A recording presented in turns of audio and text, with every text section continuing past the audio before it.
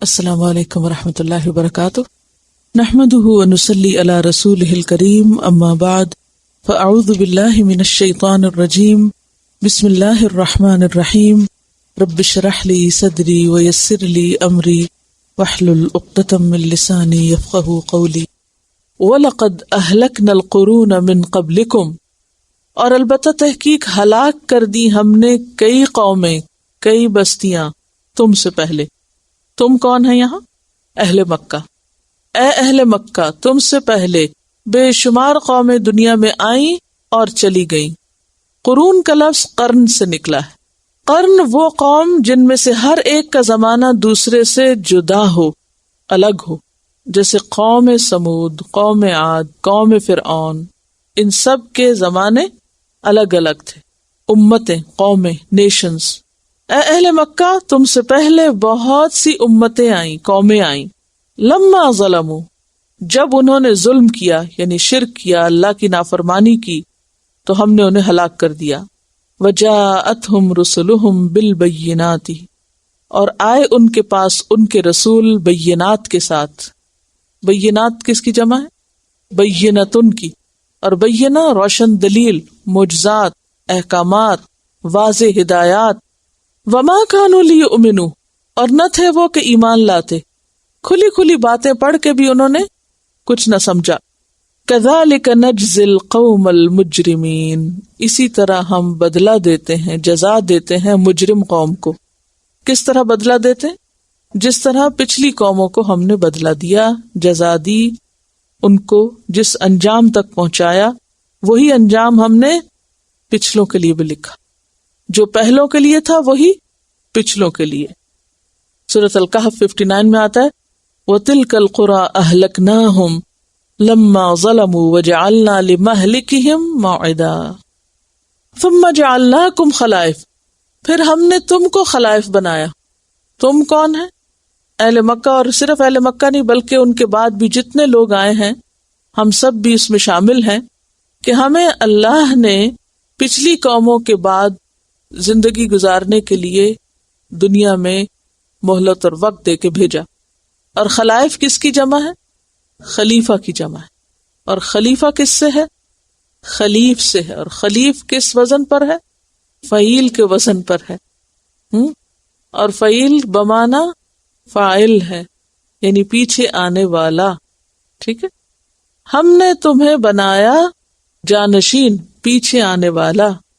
فی الارض، زمین میں۔ کس کے پیچھے آنے والا؟ وہ پچھلی قوموں کے، یعنی جو گزر چکی ان کے بعد۔ من بعدہم، ان کے بعد۔ کیوں بنایا خلیف؟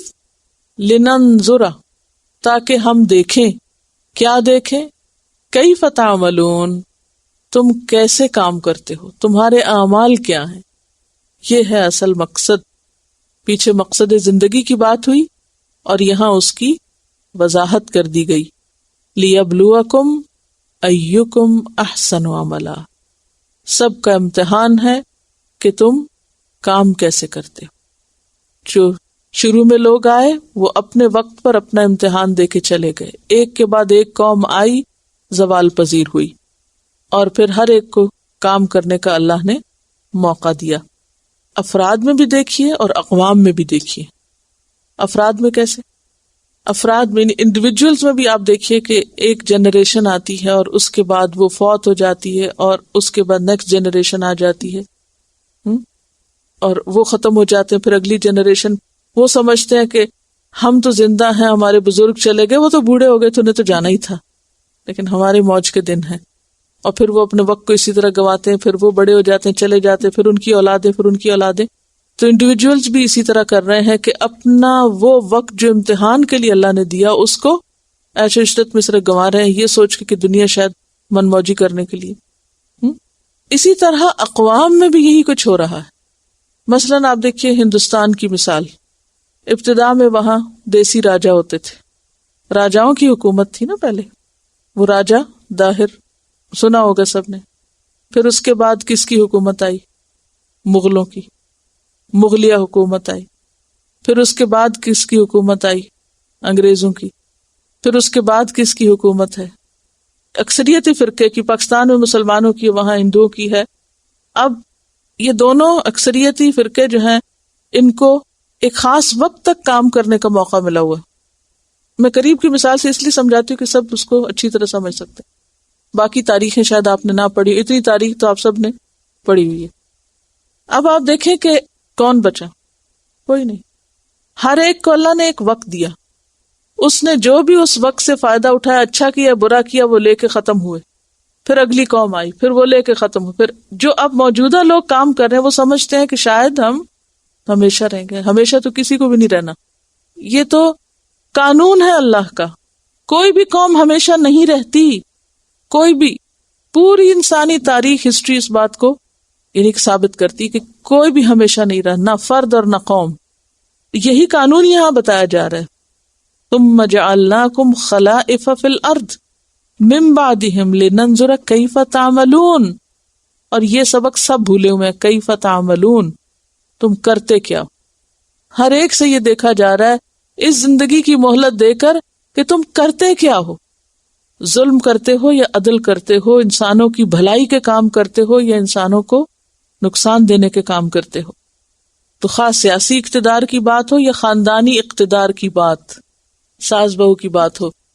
دو ہی طرح ہے نا، یا ہماری انڈیویجول حیثیتیں ہیں یا پھر قوموں کی بات ہے. تو جس طرح قومی اقتدار ہوتے ہیں اسی طرح خاندانی اقتدار بھی ہوتے ہیں. ایک کو ایک عرصے تک کام کرنے کا موقع ملتا ہے، پھر اس کے بعد اگلی جنریشن کو ملتا ہے، پھر اگلی جنریشن کو ملتا ہے. لیکن جس کو بھی موقع ملتا ہے وہ یہ دیکھے کہ وہ کر کیا رہا ہے. کیا اللہ کی اطاعت اور مرضی کے کام، یا یہ سمجھ کر انسانوں پہ ظلم ڈھانا کہ شاید یہ دنیاوی اقتدار ہمیشہ ہمارے ہی ہاتھ میں رہے گا. کون سی چیز ہماری؟ وہ مال و متاع ہمارا ہے جو ہم نے اکٹھا کیا ہوا ہے، یا بچے ہمارے ہیں؟ کیا ہمارا ہے؟ کچھ بھی نہیں. ہمارا وہ ہے جو ہم نے عمل کیا، کہ ان چیزوں کو ہم نے استعمال کیسے کیا. آپ دیکھیں نا اپنی مثالیں، جیسے ہم ماں باپ کے گھر میں ہوتے ہیں نا تو ہماری اپنی ایک دنیا ہوتی ہے، چھوٹی چھوٹی چیزیں ہوتی ہیں اور ہم کیا سمجھتے ہیں یہ ہماری پراپرٹی. ہمارے کمرے میں کوئی نہ آئے، ہماری الماری کوئی نہ کھولے، چیزوں کو کوئی ہاتھ نہ لگائے. بہن بھائیوں کی لڑائیاں کس بات پہ ہوتی ہیں؟ اس نے میرا کمرہ گندا کر دیا مثلاً، چھوٹی چھوٹی. اس کو ہم اپنی دنیا سمجھے ہوتے ہیں نا. پھر شادی ہو جاتی، پھر وہ کمرے ختم اور وہ ساری چیزیں سمیٹی جاتی ہیں، تاریخ ختم ہو جاتی ہے، وہ جس کے بھی حصے میں آئے. لیکن یہ ایک حقیقت ہے اور اس وقت ہم ریئلائز نہیں کرتے کہ یہ ایک تاریخ ختم ہونے لگی ہے. اس اینڈ آف ہسٹری، ایک حصہ ختم ہو رہا ہے عمل کا. پھر نیا گھر ملتا ہے، پھر اس کو بنانے میں وقت لگتا ہے، پھر بچے ہوتے ہیں، پھر ہم سمجھتے ہیں یہ بچے ہمارے، ان کے بارے میں اتنے پروٹیکٹیو ہوتے ہیں کہ فلاں نے میرے بچے کو یہ بری عادت کیوں سکھا دی، فلاں نے اس کو کیوں ہاتھ لگا دیا. یعنی چھوٹی چھوٹی چیزوں کے بارے میں ہم بہت پروٹیکٹیو ہوتے ہیں، یہ سمجھتے ہیں جیسے یہ ہمارے. پھر وہ بڑے ہو جاتے ہیں، پھر وہ اپنی آزادی اختیار کرنے لگتے ہیں، وہ ان کی اپنی مرضیاں ہوتی ہیں، ان کی اپنی ایک لائف ہوتی ہے، وہ ہاتھ سے گئے. پھر اس کے بعد یہ ہے کہ جو گھر بناتے ہیں، یہ گھر ہمارا، یہ اس طرح اس طرح اس طرح، وہ سارے بھی نکل جاتے ہیں ہاتھ سے. یعنی کوئی چیز بچتی ہے ہی نہیں، کچھ بھی نہیں بچتا. لیکن کتنا بڑا دھوکہ ہم سب کو ہوتا ہے کہ یہ ہمارا ہے. ہمارا کچھ نہیں سوائے اس عمل کے جو ہم نے ان گھروں میں رہ کے کر لیا، یا اس مال و متاع کو استعمال کر کے. یعنی انسان یہ کہتا نا میرا مال اور میرا مال، اور مال میں سبھی چیزیں آ جاتی ہیں. حالانکہ اس کا مال کیا ہے؟ وہ جو اس نے کھا کے ختم کر دیا یا پہن کے پرانا کر دیا، اور باقی تو سب وارثوں کا ہے، دوسروں کا ہے، اور جو جیسے چاہیں استعمال کریں. ہمارا تو کچھ نہیں. تو جو کچھ ملے، اولاد ملے تو صحیح تربیت کر دیں، مال ملے تو صحیح جگہ پر استعمال کر دیں، وقت ملے تو اس کو صحیح جگہ لگائیں. یہ اصل میں ہم سے دیکھا جا رہا ہے کہ ہم ان ساری چیزوں کا استعمال کیسے کر رہے ہیں. لننظر کیف تعملون. اور ہم صرف ان کو سمیٹنے اور جوڑنے اور بنانے اور اکٹھا کرنے اور ان کو اپنا بنانے ہی کی فکر میں لگے رہتے ہیں. میری چیز اور میرا گھر اور میرا مال. حالانکہ دھوکہ ہے، یہ سب کچھ بھی نہیں اپنا. تو یہ دنیاوی نعمتیں اور اقتدار ایک کے بعد ایک جنریشن کو امتحان کے لیے ملا. تو اے اہل مکہ، تمہاری یہ تاریخ بھی اب ختم ہو جائے گی. اور ہوئی نہ ختم. وہ جو ایک طریقے چلے آ رہے تھے دور جاہلیت کے، وہ دور جاہلیت کا اینڈ ہو گیا. اور پھر اس کے بعد نبی صلی اللہ علیہ وسلم کا زمانہ، دور نبوت، پھر اس کا اینڈ ہو گیا. پھر دور خلفائے راشدین، پھر اس کا اینڈ ہو گیا. پھر اموی دور کا اینڈ ہو گیا. پھر عباسی دور کا اینڈ ہو گیا. اور اس طرح ایک کے بعد ایک جنریشن آتی رہی. اور ایک کے بعد ایک دور ختم ہوتا گیا. آہستہ آہستہ غیر محسوس طریقے سے لوگ اٹھتے چلے جاتے ہیں، ختم ہوتے چلے جاتے ہیں، لیکن انسان ان سب مثالوں سے سبق نہیں سیکھتا، عبرت نہیں پکڑتا. وَإِذَا تُتْلَى عَلَيْهِمْ آيَاتُنَا بَيِّنَاتٍ، اور جب پڑھی جاتی ہیں ان پر ہماری آیات. آیات سے مراد یہاں قرآن ہے، اہل مکہ کی طرف اشارہ ہے. بَيِّنَاتٍ، بینۃ کی جمع، واضح، روشن، کھلی. قال الذین، تو کہتے ہیں وہ لوگ، لا یرجون، جو امید نہیں رکھتے، توقع نہیں رکھتے، نہیں مانتے، لقاءنا، ہماری ملاقات کی، یعنی آخرت کو نہیں مانتے، آخرت کے حساب کتاب کو نہیں مانتے، جزا سزا کو نہیں مانتے. کیا کہتے ہیں قرآن سن کر؟ ائت بقرآن غیر ھذا، لے آؤ کوئی قرآن اس کے سوا، غیر ھذا، کیونکہ اس قرآن کی باتیں ہم نہیں مان سکتے، ہم نہیں بدلنا چاہتے. آپ کوئی اور قرآن لے آؤ جس میں شرک کی تردید نہ ہو، جس میں ہماری بدعمالیوں کی بات نہ ہو. او بدل ہو، یا اسی کو تم بدل دو، اس کو بدل کے پیش کرو، ایز اٹ از نہ پیش کرو. قل، کہہ دیجئے، ما یکون لی، نہیں ہے میرے لیے، یعنی میرے بس میں نہیں، یا میرے لیے جائز نہیں، یا مجھے حق نہیں، ان ابدلہ، کہ میں اس کو بدل ڈالوں، میں اس کو بدل نہیں سکتا. من تلقاء نفسی، اپنے نفس کی طرف سے. تلقاء کہتے ہیں سائڈ کو، جانب کو، طرف کو. لقاء سے ہے بیسیکلی. نفسی، اپنے نفس سے. میں اپنے نفس یعنی اپنے آپ سے اس کو نہیں بدل سکتا. ان اتبع، نہیں میں پیروی کرتا، الا، مگر، ما یوحى الیہ، جو وحی کیا جاتا ہے میری طرف. مجھے بھی اس قرآن کی پیروی کرنا ہے، میں بھی اسی کا پابند ہوں. انی اخاف، بے شک میں ڈرتا ہوں. میں کون ہے یہاں؟ نبی صلی اللہ علیہ وسلم. کس بات سے؟ ان عصیت ربی، اگر میں نے اپنے رب کی نافرمانی کی، عذاب پکڑ لے گا، یوم عظیم، اس بڑے دن کا. وہ بڑا دن قیامت کا دن، کس قدر خطرناک دن ہے وہ. یعنی انسان کن چیزوں میں الجھا ہوا ہے اور اس کے سامنے کتنا بڑا چیلنج ہے، کتنا بڑا امتحان ہے، اس کی فکر نہیں اس کو. تو انی اخاف ان عصیت ربی عذاب یوم عظیم، یعنی قرآن کو تبدیل کرنا، یا قرآن کے منمانے مطلب نکالنا، یا اس کی بجائے کچھ اور اللہ کے نام سے پیش کر دینا، یعنی جھوٹ گڑنا. یہ ایسے جرائم ہیں کہ اگر ان میں سے کسی چیز کا بھی میں ارتکاب کروں تو میری سخت پکڑ ہو جائے گی، میرا رب مجھے پکڑ لے گا. اور میرا فرض بھی یہ ہے کہ جو دیا جا رہا ہے اس کے اوپر چلوں، اس پر عمل کروں. ان اتبع الا ما یوحى الیہ، مجھے بھی پیروی کرنا ہے. اور یہ حقیقت ہے کہ نبی صلی اللہ علیہ وسلم نے قرآن پر خود عمل کر کے دکھایا. حضرت عائشہ سے جب پوچھا گیا کہ آپ کا اخلاق کیا ہے تو کیا کہا کہ کان خلقہ القرآن. اب قرآن میں جو نسخ ہوا یا کچھ تبدیلی ہوئی، اگر ابتدا میں ایک چیز تھی بعد میں نہیں تھی، تو وہ آپ صلی اللہ علیہ وسلم نے خود نہیں کی، وہ اللہ کی طرف سے تھی. جیسے سورۃ البقرہ میں آتا ہے ما ننسخ من آیت او ننسها نأتی بخیر منہا او مثلہا، سورۃ البقرہ 106. تو اس سے کیا پتہ چلتا ہے کہ اللہ تعالیٰ جو چاہے کرے. ایک حکم لانے کے بعد ایک اور لے آئے، تلاوت منسوخ کر دے یا اس کا معنی منسوخ کر دے، حکم منسوخ کر دے، یہ اس کی اپنی مرضی. سورۃ النحل 101 میں فرمایا وَإِذَا بَدَّلْنَا آیَةً مَكَانَ آیَةٍ وَاللَّهُ أَعْلَمُ بِمَا يُنَزِّلُ، اور جب ہم بدل دیتے ہیں ایک آیت دوسری آیت کے بدلے یا دوسری آیت کی جگہ، اور اللہ جانتا ہے کہ وہ کیا نازل کرے، تو بات یہ ہے کہ اللہ تعالیٰ خود چاہے تو بدل دے، لیکن نبی صلی اللہ علیہ وسلم نہیں بدل سکتے. سَنُقْرِئُكَ فَلَا تَنْسَى إِلَّا مَا شَاءَ اللَّهُ إِنَّهُ يَعْلَمُ الْجَهْرَ وَمَا يَخْفَى. آپ کو جو پڑھوا دیا گیا آپ نے اس کو پڑھا اور آپ اس کو بھولے نہیں، اور آپ نے اس کو پورا پورا آگے پہنچا دیا مکمل حالت میں. تو اس لیے ہمیں یقین رکھنا چاہیے کہ قرآن پاک کے اندر نبی صلی اللہ علیہ وسلم نے کسی قسم کی کوئی تبدیلی نہیں کی، اور یہ وہی چیز ہے جو اللہ تعالیٰ کی طرف سے آپ پر نازل ہوئی اور آگے ہم تک پہنچی. اور اس قسم کی بات سوچنا کہ کچھ سپارے بکری کھا گئی یا کچھ چھپا دیے گئے یا کوئی آگے پیچھے، یہ سب باتیں غیر ضروری ہیں، کیونکہ انا نحن نزلنا الذکر وانا لہ لحافظون، جو آپ کو دیا گیا آپ اس کو بھولے نہیں، سنقرئک فلا تنسى الا ما شاء اللہ، اور ماشاء اللہ میں یہ ہے کہ پھر وہ اللہ ہی کی طرف سے ہے، اس میں کسی انسان کا کوئی ہاتھ نہیں۔ اچھا، آج بھی آپ دیکھیے کہ لوگ قرآن کے ساتھ کیا سلوک کرتے ہیں، کیا چاہتے ہیں، اور جیسے اقبال نے کہا تھا نا، خود نہیں بدلتے قرآن کو بدل دیتے ہیں۔ اور آج بھی لوگوں کا یہ مطالبہ ہوتا ہے کہ اجتہاد کیا جائے، قرآن کی کچھ آیات آج کے دور سے مطابقت نہیں رکھتی، اور تفسیر میں یا انٹرپریٹیشن میں اپنی مرضی داخل کرنے کی کوشش کرتے ہیں، اور بعض چیزوں کو یہ کہہ کے کہ یہ تو اس دور میں اس وجہ سے نازل ہوئی تھی کہ یہ مسائل تھے، اور آج کے دور میں تو ان کی اب ضرورت نہیں رہی۔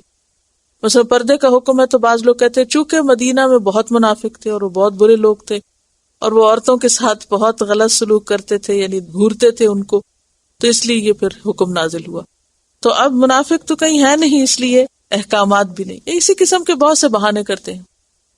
جب کوئی حکم نہیں ماننا ہوتا تو اس کی طرح طرح کی تعویلیں کر دیتے ہیں۔ تو ایسی تعویلوں سے اور ایسی باتوں سے انسان اپنے آپ کو تو خوش کر سکتا ہے، لیکن اللہ سے چھپا ہوا نہیں ہے۔ قُل لَوْ شَاءَ اللَّهُ مَا تَلَوْتُهُ عَلَيْكُمْ، کہہ دیجئے اگر اللہ چاہتا نہ میں پڑھتا اس کو تم پر۔ تلوتہ کا لفظ کس سے ہے؟ تلا یتلو، تلاوتن سے، اور تلاوت اور قرات میں کیا فرق ہے پیچھے بتا چکی ہوں، سمجھ کر پڑھنا، اور ایک خاص فرق میں نے آپ کو بتایا تھا۔ تلاوت اور قرات کے ویسے ایک ہی معنی، پڑھنا، ریڈنگ کرنا، لیکن تلاوت کا لفظ آسمانی کتب کے لیے استعمال ہوتا ہے، ان کے پڑھنے کے لیے، اور قرات کا لفظ بک ریڈنگ کے لیے استعمال ہوتا ہے۔ ہر تلاوت قرات ہو سکتی ہے، لیکن ہر قرات تلاوت نہیں ہو سکتی، تو قرآن پڑھنے کے لیے لفظ تلاوت استعمال ہوتا ہے۔ قُل لَوْ شَاءَ اللَّهُ مَا تَلَوْتُهُ عَلَيْكُمْ، کہہ دیجئے اگر اللہ چاہتا تو میں تم پر یہ نہ پڑھتا، یعنی میں اللہ کے حکم سے تمہیں پہنچا رہا ہوں، کیونکہ آپ کے فرائض منصبی میں تھا نا، کیا یتلو علیہم آیاتہ ولا ادراکم بہ، اور نہ میں آگاہ کرتا تم کو اس کے ساتھ، یعنی اس کا علم نہ دیتا۔ ادرا کا لفظ جو ہے دال رے یہ سے ہے، درا، درایت بھی آپ نے کبھی پڑھا ہوگا لفظ اسی سے، کسی ہیلے یا تدبیر یا کسی اور چیز کے ذریعے سے کسی چیز کا علم حاصل ہونا، یعنی کسی ذریعے، کسی ہیلے یا تدبیر سے علم حاصل ہونا، یعنی کوشش کے ساتھ۔ اور عام معنی اس کا کیا ہوتا ہے؟ آگاہ کرنا، جاننا۔ قرآن پاک میں بہت دفعہ آتا ہے، مثلا الحاقۃ ما الحاقۃ وما ادراک ما الحاقۃ، اسی طرح القاریۃ ما القاریۃ وما ادراک ما القاریۃ، تو یہ سب یہی لفظ ہے درا۔ درا کا کیا مطلب ہوتا ہے؟ جاننا، آگاہ ہونا۔ ولا ادراکم بہ، اور نہ میں بتاتا تم کو، آگاہ کرتا تم کو، علم دیتا تم کو اس کا۔ فقد لبثت، پس تحقیق میں رہا، فیکم تمہارے درمیان، عمرن ایک عمر، میں تمہارے درمیان ایک عمر رہا ہوں۔ کتنی عمر؟ 40 سال، 40 سنہ، من قبل ہی، اس سے پہلے، یعنی اے اہل مکہ تم اس قرآن کو کیوں نہیں مانتے؟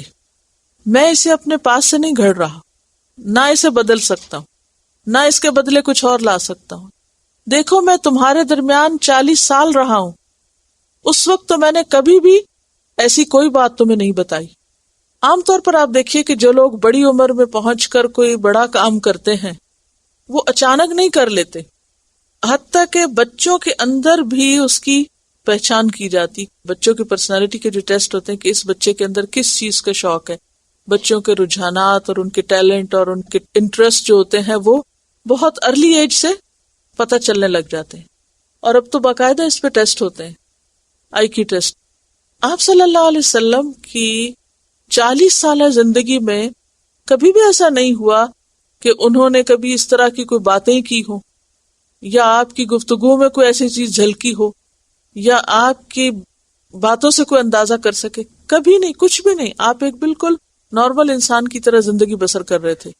اور پھر 40 سال کے بعد بھی، قرآن کے آنے کے بعد بھی، آپ اپنی روزمرہ کی پرائیویٹ لائف میں جو گفتگو کرتے تھے اس کا اسٹائل اور اس کے جو سینٹنسز کی کنسٹرکشن ہوتی تھی وہ بالکل فرق ہوتی تھی اس کتاب سے، جو اس بات کا کھلا ثبوت ہے کہ یہ کلام اللہ کا ہے اور بغیر کسی تبدیلی کے اور اپنی طرف سے کچھ ملائے بغیر آپ پہنچا رہے ہیں لوگوں کو.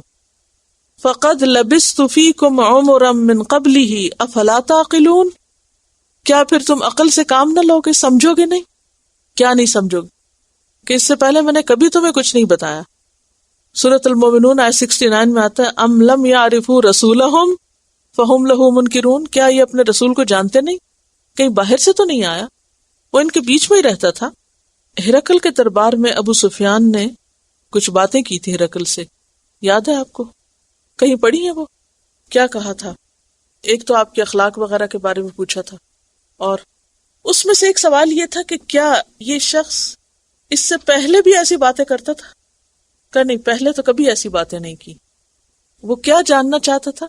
یہ اندازہ کرنا چاہتا تھا کہ اب جو کچھ پیش کر رہا ہے اگر اس نے 40 سالہ زندگی میں نہیں کیا تو اس کا مطلب ہے کہ وہ پھر عام انسان نہیں ہے یا گھڑ کے نہیں لایا بلکہ وہ نبی ہے. دیکھیے، انسان کو کسی بھی چیز کو ماننے یا جھٹلانے کے لیے عقل کا استعمال کرنا ضروری ہوتا ہے، اور بہت سے لوگ عقل ہی کا استعمال نہیں کرتے، وہ صرف سنی سنائی باتوں کو فالو کرتے ہیں.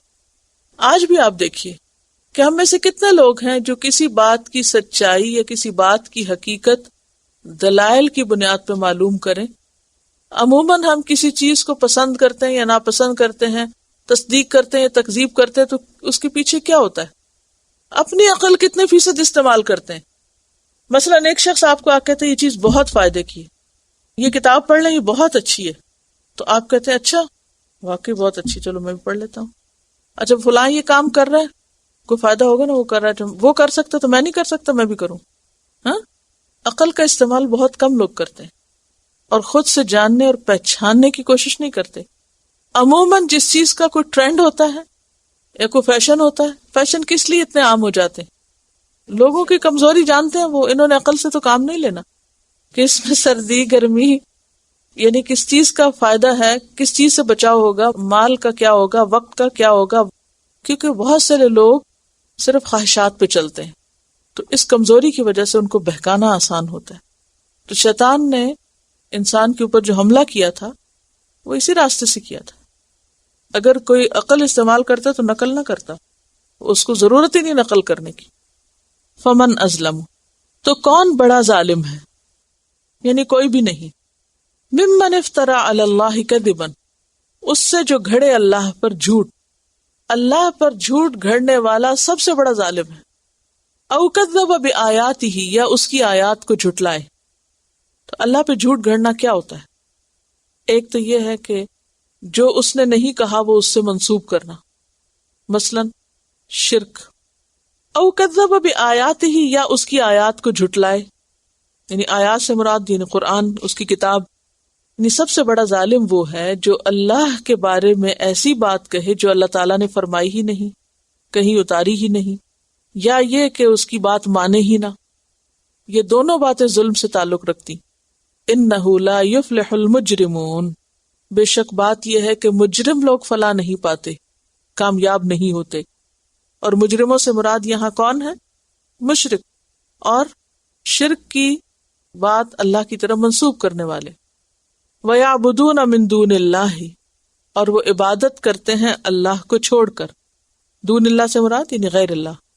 ما لا يضرهم، ان کی جو نہیں نقصان دے سکتے ان کو، ولا ينفعهم، اور نہ نفع دے سکتے ہیں ان کو، جو ان کے نفع نقصان کے مالک نہیں ہیں. وَيَقُولُونَ، اور وہ کہتے ہیں ان کے بارے میں، کن کے بارے میں؟ جن کو وہ اللہ کو چھوڑ کے پکارتے ہیں، یعنی شریکوں کے بارے میں. ہاؤلائی، یہ لوگ یعنی یہ بت، شفعاؤنا، ہمارے سفارشی ہیں، عند اللہ، اللہ کے نزدیک. یہ بات پیچھے بھی گزر چکی نا کہ وہ کیا کہتے تھے کہ یہ قیامت کے دن ہمیں اللہ کی پکڑ سے بچا لیں گے. جیسے آج بھی مسلمان کہتے ہیں خدا جو پکڑے چھڑا لے محمد، محمد کا پکڑا چھڑا کوئی نہیں سکتا. اب خدا جو پکڑے چھڑا لے محمد، کہ ہمیں تو چھڑانے والے موجود ہیں لہٰذا ہمیں فکر کی ضرورت ہی نہیں. تو یہ بھی یہی کہتے تھے. وَيَقُولُونَ هَؤُلَاءِ شُفَعَاؤُنَا عِندَ اللَّهِ، ہم ان بتوں کی سیوا میں اس لیے لگے رہتے ہیں، ان کے نام پہ نظر نیاز اس لیے کرتے ہیں تاکہ یہ کل قیامت کے دن ہمیں چھڑا لیں. اور یہ بھی کہتے تھے پہلی بات ہے کہ قیامت آنی کوئی نہیں، اور اگر آئے تو چھڑانے والے موجود ہیں. یاد رکھیے کہ اہل عرب میں سب کا ایک عقیدہ نہیں تھا. کچھ ایسے تھے جو آخرت کو مانتے ہی نہیں تھے، وہ کہتے تھے کہ یہی زندگی بس زندگی، وما یہلکنا الا الدہر، اور یہ وقت کی گردش ہے کہ ہم آتے ہیں دنیا میں اور جاتے ہیں. کچھ ایسے تھے جو کہتے تھے کہ قیامت ہوگی تو صحیح لیکن ہمیں چھڑانے والے موجود ہوں گے. کوئی کہتے تھے کہ ہمیں اس سے بھی اچھا مل جائے گا. تو طرح طرح کے عقائد پائے جاتے تھے. قل کہہ دیجئے اتنبئون اللہ، کیا تم خبر دیتے ہو اللہ کو، بما لا یعلم فی السماوات ولا فی الارض، جس کو وہ آسمان و زمین میں جانتا ہی نہیں. تو کس بات کی خبر دیتے تھے؟ شریک بنانے. پچھلی آیت اور یہ آپس میں ریلیٹڈ ہے کہ سب سے بڑا مجرم وہ ہے جو اللہ پہ جھوٹ گھڑے، اللہ کی طرف ایسی بات منسوب کرے جو اللہ نے نہیں فرمائی. وہ کیا بات تھی کہ اللہ نے اپنے کچھ شریک بنا رکھے ہیں. مثلا اللہ نے فرشتوں کو بیٹیاں بنا، یہ ہے مراد. اس غیر اللہ کو اللہ سے منسوب بھی کرتے اور ساتھ اس میں کیا کہتے کہ یہ اللہ تعالیٰ نے خود ہی فرمایا، اللہ نے بنایا. یہ ہے سب سے بڑا جھوٹ. فرمایا اللہ تعالیٰ کو تو پتہ ہی نہیں اس بات کا، تم کہاں سے بتا رہے ہو اللہ کو. قل اتنبئون اللہ بما لا یعلم فی السماوات ولا فی الارض، یعنی تم اللہ کے بارے میں وہ باتیں کہہ رہے ہو یا اللہ کو ایسی باتوں کی خبر دے رہے ہو جو اللہ کو خود بھی پتہ نہیں. تو اس کا کیا مطلب ہے کہ اللہ کو نہیں پتا، یعنی کہ نعوذ باللہ اللہ کا علم ناقص ہے؟ نہیں، اس کا مطلب ہے یہ بات ہے ہی نہیں، بالکل بے بنیاد اور بیکار کی بات ہے. سبحانہ، پاک ہے وہ، وتعالی، اور بلند ہے، کس سے؟ اما یشرکون، اس سے جو وہ شریک ٹھہراتے ہیں. یعنی اللہ کی ذات ان تمام عیبوں سے پاک ہے اور سب شریکوں کے شرک سے بے نیاز ہے.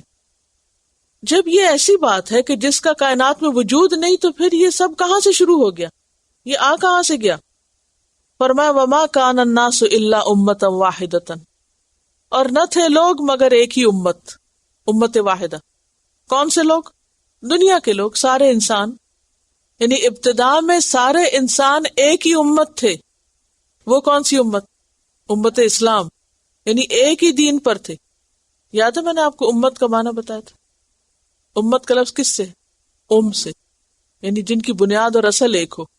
ٹھیک ہے، تو سارے لوگوں کی بنیاد اصل ایک ہی دین تھا اور وہ دین اسلام تھا. سب مسلمان ہوتے تھے. ابتدا میں کوئی مشرک کافر کچھ نہیں تھا. پھر کیا ہوا؟ فاختلفوا، پھر انہوں نے اختلاف کر لیا. اور یہ اختلاف کون سا ہے؟ ایمان اور کفر کا. ولولا کلمۃ، اور اگر نہ ہو چکی ہوتی ایک بات. کلمہ، بات. کون سی بات؟ کہ اللہ قیامت کے دن فیصلہ کرے گا. سبقت، جو پہلے گزر چکی. سبقت کرنا اسی سے ہے. من ربک، تیرے رب کی طرف سے. لقضی بینہم، البتہ فیصلہ کر دیا جاتا ان کے درمیان. کن کے؟ لوگوں کے درمیان جو اختلاف کر رہے تھے، جو ان میں سے شرک کر رہے تھے، ان سب کو اسی وقت پکڑ لیا جاتا، دھر لیا جاتا. فیما فیہ یختلفون، جس چیز میں وہ اختلاف کر رہے تھے. یعنی مومنوں کو باقی رکھ کے باقی سب کو مار ڈالا جاتا. یہ مطلب ہے. لیکن اللہ نے فیصلے کا ایک دن اور ایک وقت مقرر کر رکھا ہے، اور وہ کون سا ہے؟ سورۃ یونس میں آتا ہے 93 میں، ان ربک یقضی بینہم یوم القیامۃ فیما کانوا فیہ یختلفون، بے شک تیرا رب قیامت کے دن فیصلہ کر دے گا اس معاملے میں جو وہ اختلاف کرتے رہے. تو کیا سیکھا اس آیت سے آپ نے؟ کوئی ایک بات بتائیے. بعد میں لوگوں نے اختلاف کر لیا، یہ اختلاف کس چیز پہ مبنی تھا؟ ایمان اور کفر اور شرک. یہ شرک بعد میں آیا، ابتدا میں نہیں تھا. تو پھر اللہ تعالیٰ نے شرک کو پھلے پھولنے کیوں دیا؟ یعنی اللہ نے ابتدا سے ہی یہ کہہ دیا کہ میں آخرت کو دارالجزا بنا رہا ہوں، ٹھیک ہے نا؟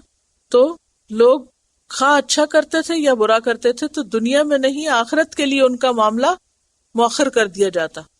اس لیے لوگوں کو دنیا میں غلط کام کرنے کا موقع مل گیا. اگر یہ فیصلہ اللہ کا نہ ہوتا تو ابتدا سے ہی صرف ایمان والوں کو چھوڑا جاتا اور باقی سب مار ڈالے جاتے، اور اس طرح دنیا میں کوئی شرک نہ ہوتا. وَيَقُولُونَ، اور وہ کہتے ہیں، لَوْلَا أُنزِلَ عَلَيْهِ آیَةٌ مِّن رَبِّهِ، کیوں نہیں اترتی اس پر کوئی نشانی اس کے رب کی طرف سے؟ کون کہتے ہیں؟ اہل مکہ. علیہ، اس پر یعنی کس پر؟ محمد صلی اللہ علیہ وسلم پر. آیتن سے مراد یہاں قرآن کی آیت نہیں بلکہ حصی معجزہ ہے. من رب ہی، اس کے رب کی طرف سے. یعنی اگر یہ سچا پیغمبر ہے تو کیا ہونا چاہیے؟ اس کی دلیل کیا ہو؟ کوئی معجزہ لائے. فقل، تو کہہ دیجئے، انما الغیب للہ، غیب اللہ کے لیے. فانتظروا، پس انتظار کرو. یہ کیوں کہا گیا غیب اللہ کے لیے؟ یعنی غیب کا علم اللہ کے پاس ہے. انی معکم من المنتظرین، بے شک میں بھی تمہارے ساتھ انتظار کرنے والوں میں سے ہوں. کیا مطلب سمجھ میں آیا؟ وہ کہتے تھے معجزہ لاؤ، اللہ تعالیٰ فرماتے آپ انہیں کہہ دیجئے غیب اللہ کے پاس. یعنی معجزات تو غیب میں ہے نا، تو غیب کا مالک اللہ ہے. تو جو باتیں سامنے نہیں ہیں یا میرے اختیار میں نہیں تو ان کا تو میں کچھ بھی نہیں کر سکتا. غیب اللہ کے لیے ہے، نہیں غیب کا مالک اللہ ہے. وہاں سے جو چیز لوگوں نے اب تک نہیں دیکھی، صرف اللہ چاہے تو وہ نکال کے دکھا دے، ورنہ کوئی اور نہیں دکھا سکتا. یعنی غیب کا علم پیغمبر کے پاس نہیں، پیغمبر اپنے لیے خود معجزوں کا انتخاب نہیں کر سکتے. غیب کے پردے کے پیچھے سے جا کے لوگوں کو نکال کے لا کے نہیں دکھا سکتے. اس کا حل کیا ہے؟ انتظار کرو. جب غیب کا پردہ پھاڑا جائے گا قیامت کے دن، سب حقیقت نظر آ جائے گی. میں بھی تمہارے ساتھ انتظار کر رہا ہوں. اصل میں ان لوگوں کے لیے ایک بہت بڑی مشکل یہ بات ماننا تھی کہ پیغمبر انسانوں میں سے کیوں، اور کہتے تھے وَقَالُوا مَا لِهَذَا الرَّسُولِ يَأْكُلُ الطَّعَامَ وَيَمْشِي فِي الْأَسْوَاقِ، یہ کیسا رسول ہے جو کھانا کھاتا ہے اور بازاروں میں چلتا پھرتا ہے. لولا انزل علیہ ملک، اس پہ کوئی فرشتہ کیوں نہیں اترا؟ فَيَكُونَ مَعَهُ نَذِيرًا، وہ اس کے ساتھ لوگوں کو دمکاتا پھرتا. او یلقا الیہ کنز، یا اس پہ کوئی خزانہ اتارا جاتا. او تکون لہ جنہ، یا اس کا کوئی باغ ہوتا. یاکل منہا، جس میں سے کچھ کھاتا. تو پھر ہم مانتے کہ یہ رسول ہے. لیکن اللہ تعالیٰ نے کوئی چیز ایسی نہیں اتاری کہ جس سے لوگ حیران ہو کر فوراً مان جائیں بات. کیوں؟ اس کی وجہ کیا تھی؟ کیوں کہا انتظار کرو، میں معجزہ نہیں لا سکتا؟ اصل میں جب معجزہ آ جاتا ہے نا، پھر قوم باقی نہیں بچ سکتی. ایک تو یہ بہت بڑی وجہ تھی.